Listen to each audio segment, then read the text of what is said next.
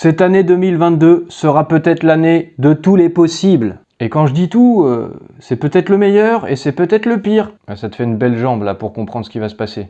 Si ça peut être l'inverse et son contraire, comment se repérer? Mais je suis là pour t'aider. En tout cas, j'essaye. Bon, cette vidéo, à la base, c'est une petite réflexion que j'ai eue à la suite de certaines nouvelles. J'ai fait des petites corrélations dans ma tête. J'ai fait la somme de toutes ces nouvelles. Et j'ai l'impression qu'il y a un truc qui est en train de se dessiner. C'est que en 2022, on pourrait avoir le lancement officiel, un peu partout, pour le grand public, des paiements en crypto. Rien que ça. Bon, je vais tout expliquer, hein, tranquille. Tu sais quoi faire, hein? Est-ce que j'ai besoin de te le dire? Est-ce que j'ai vraiment besoin de te le dire?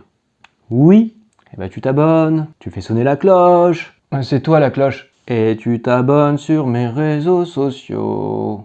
J'investis dans les cryptos pour être riche dans le futur. Paire de couilles dans le futal, ainsi soit-il. Mon bitcoin est mon couteau.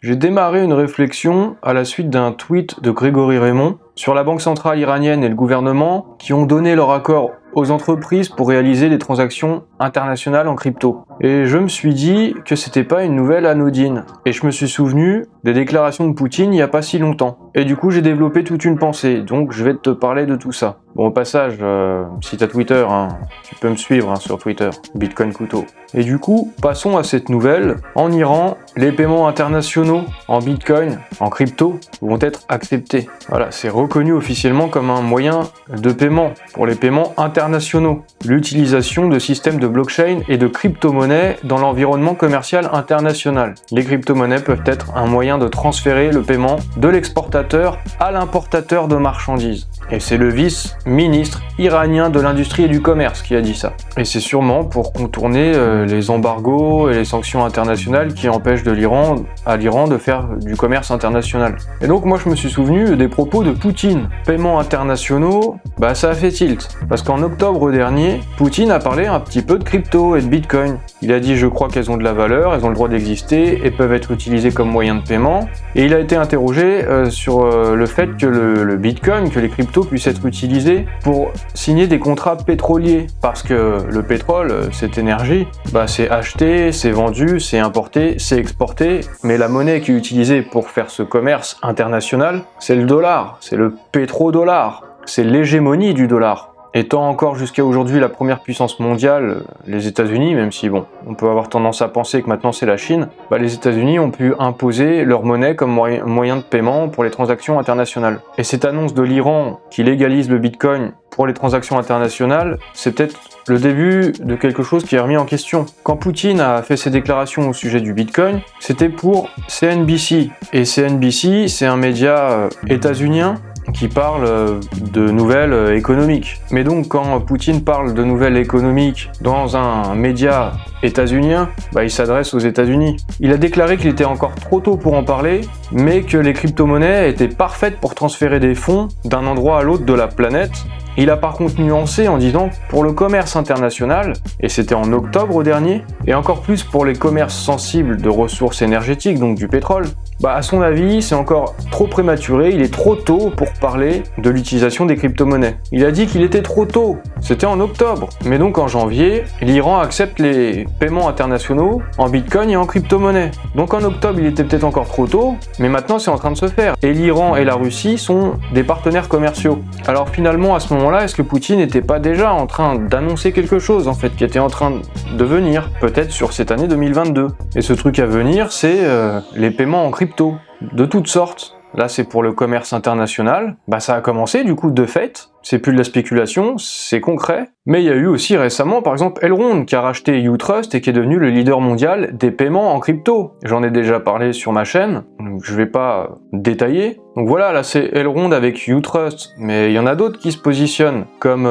Novi, le portefeuille Novi de Meta. Novi qui est l'équivalent pour Facebook, pour Meta, de l'application Maillard. C'est aussi un wallet numérique, Novi. Et en plus de ça, Meta, Novi, c'est associé à Coinbase. Novi, c'est donc un portefeuille connecté pour un monde connecté, peut-être qui arrivera donc en 2022. Ils ont leur propre stablecoin, l'USDP. Avec Novi, vous pourrez payer sur WhatsApp, sur Messenger, ou même en dehors, simplement avec l'application Novi. Je peux aussi parler de Ledger, qui récemment a annoncé sa carte de débit CryptoLife. Ledger Wallet, c'est un hardware wallet pour stocker et sécuriser ses crypto-monnaies. Mais avec une carte de débit en plus, ça devient une sorte de banque.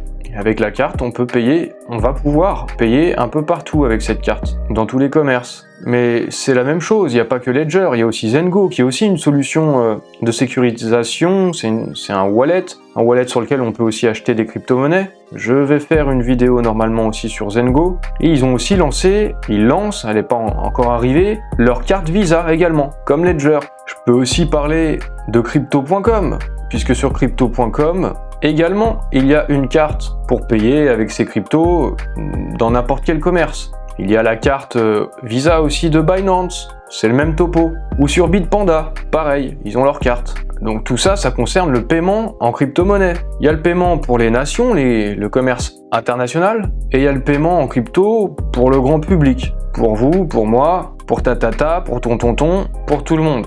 On pourrait aussi parler de Cash App qui intègre le Lightning Network de Bitcoin. Donc aussi avec le Bitcoin, il est maintenant possible de payer, d'acheter avec presque zéro frais et avec des transferts qui se font très rapidement. Cash App, c'est l'application qui a été développée par Block, anciennement Square, et le PDG c'est Jack Dorsey, qui était chez Twitter mais qui a quitté Twitter très récemment justement pour se consacrer au Bitcoin et œuvrer pour que les paiements en crypto puissent se généraliser et être à la disposition de tout le monde. Mais puisqu'on parle de Jack Dorsey, parlons aussi un peu de Twitter. Sur Twitter, il est possible, alors c'est pas dans tous les pays je crois, ça dépend des comptes Twitter, mais il est possible d'envoyer du Bitcoin, de l'Ethereum, peut-être d'autres crypto-monnaies à l'avenir, d'un compte Twitter à l'autre, donc pour faire des paiements. Là c'était un article du 24 décembre 2021, et on nous disait qu'il travaillait aussi sur la fonctionnalité des NFT, alors ça avance aussi de ce côté-là. Regardez par exemple ce tweet d'Asher,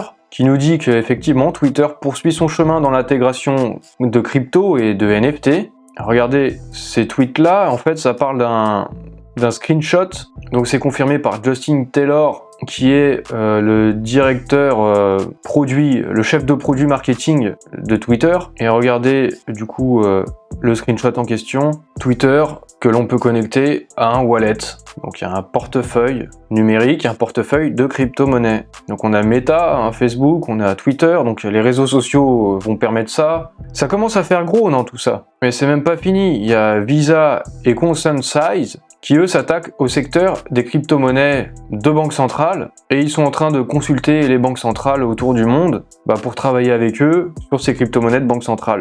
Et Consensus, en France, c'est cette entreprise qui a testé l'euro numérique avec la Société Générale, aussi associée au gouvernement d'Australie, de Hong Kong et de Thaïlande, puisque les États, les gouvernements de différents pays du monde sont en train de s'activer pour préparer aussi leurs crypto à eux.